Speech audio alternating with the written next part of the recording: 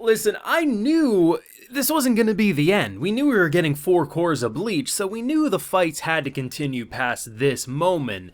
But at the same time, when you cut, the credits play, right? And I'm looking at the time bar, and I'm like, okay, they still have 4 minutes left to go. I understand, old Yokai Watch gonna be doing some nonsense and probably pull through, but when we see our painter boy just annihilate him, and we see our girl annihilate everyone else, you assume we're going to get some Ichigo, we're gonna do something to set the stage of the comeback and where Core 3 will go. And what do they do instead? They show us Kon, who for 4 minutes gives us nonsense. And listen, there's some nostalgia there, I'm sure, for the people who watch the anime. I read the manga, so I'm not really sure what this was.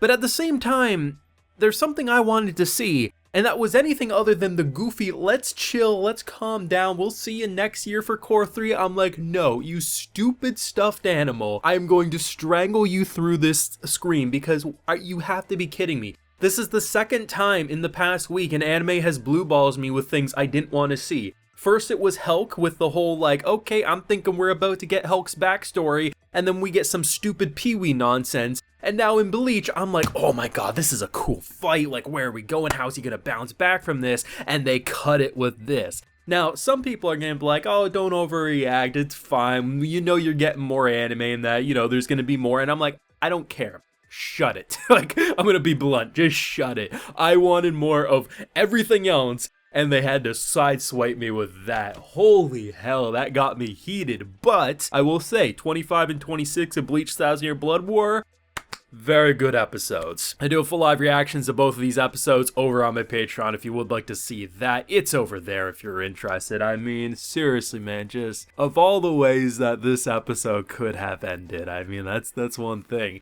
It does have me interested to see how the Quincy King's gonna bounce back. Like, you assume he will. They're not gonna just switch on out to Aizen, but then again, I don't know what the hell they're gonna do. Maybe they will. They did show him a couple episodes back. But either way, I loved what they did with the back and forth. And what I've constantly been saying is that I appreciate the fact that Ichigo hasn't been as relevant this core because it lets other characters, especially Squad Zero and all them, just really pop off. And it's funny enough because the thumbnail for episode 26 actually is Ichigo, so I walked in thinking, oh, they're gonna get their asses handed to them, our boy's gonna pop up, and then, yeah, that's how it's gonna go. But instead, no, like, we saw him for a brief moment, but that's all it was. And we get to see this very much whiplash effect of seeing abilities from X-axis, blasting holes through people, patching them up, thinking, okay, we got this, to thinking they were all about to die.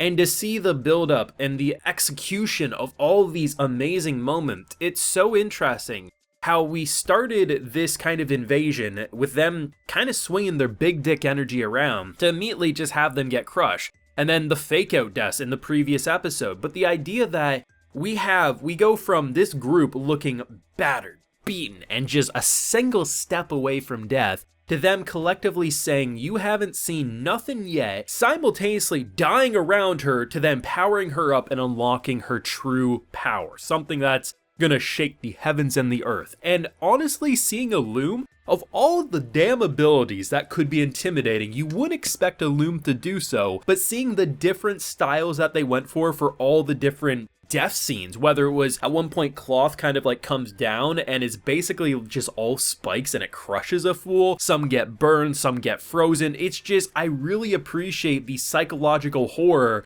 to someone, and I was just like, thank God they're on our side, because that's some mommy energy right there that's just crushing everyone before her. And the fact that someone wielding a paintbrush or a ink pen should be the stupidest ability, but it's so cool, like cutting someone's power in half. The idea that he slapped him so hard he couldn't talk. He had to basically go inside his own throat with his vocal cords so he could say anything to shoot himself back up because he was gonna fall to his death. It looked like we won, and he's falling, he's covered in the black ink, and it's like, okay, he's basically saying, I'm daddy, I won, credits play, and then Kon pops up. And I understand what probably happened here is that there was no other way to cut the episode. Like 2 seconds after the cut, it's just probably like 4 episodes worth of action, and there's just no way to cut it other than that. So they decided to go a little comedy relief, just kind of ease the tension. But as a viewer wanting more, it's just, it makes you salty. But that's how you know the Thousand Year Blood War has done a very good job, because I am hook, lined, and sinkered into this show right now. I love the production, the OST, the rock OST over the past 2 episodes here just really, it kind of kept the blood pumping, the adrenaline going, but it's just like they have me so hooked in to the world and all these characters, and I'm just so appreciative of the fact that they're clearly not rushing through things. It was pointed out to me last week that the intro of episode 24 kind of had to think about that because we had 25 and 26 today, but the intro to that, which was really cool with the flashback and everything with the Quincy King, was apparently anime original stuff, which, I mean, goes to show, like, they really are fleshing out areas that either manga readers had issues with originally, wanted to see more of, and the fact that it's just like,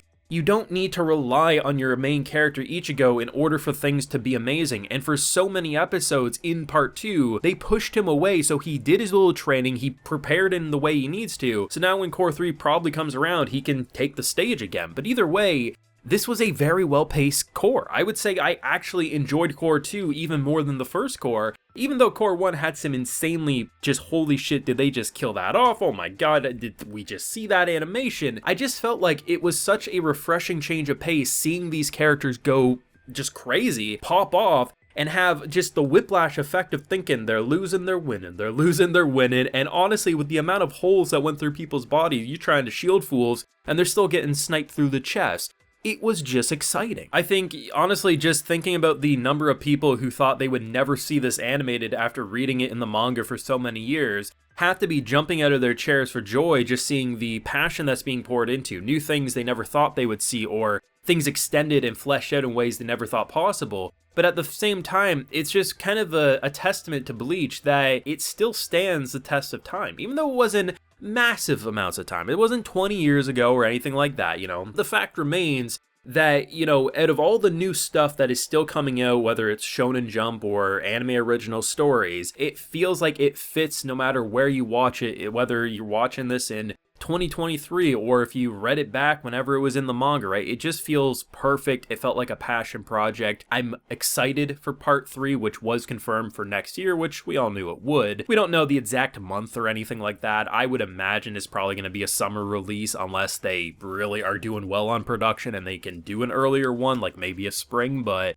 either way, I'm salty with how it ended because I wanted more, but I guess on the flip side, you can just say, well, that's how you know it has you hooked in, and yeah, I'm pumped for part 3. But let me know your thoughts and feelings on either episodes 25, 26, or maybe just this core in general down below. Leave a like if you enjoyed, subscribe if you're new around here, of course, ring that bell. And like I mentioned, we have a full live reaction to both these episodes over on my Patreon, and hey, while you're there, you also get a video shout out like Yuki Ali, Uzix, Zenvirus, Zeshram, and Zeester are getting today, so I appreciate the support, everyone. Please take care and have a good one.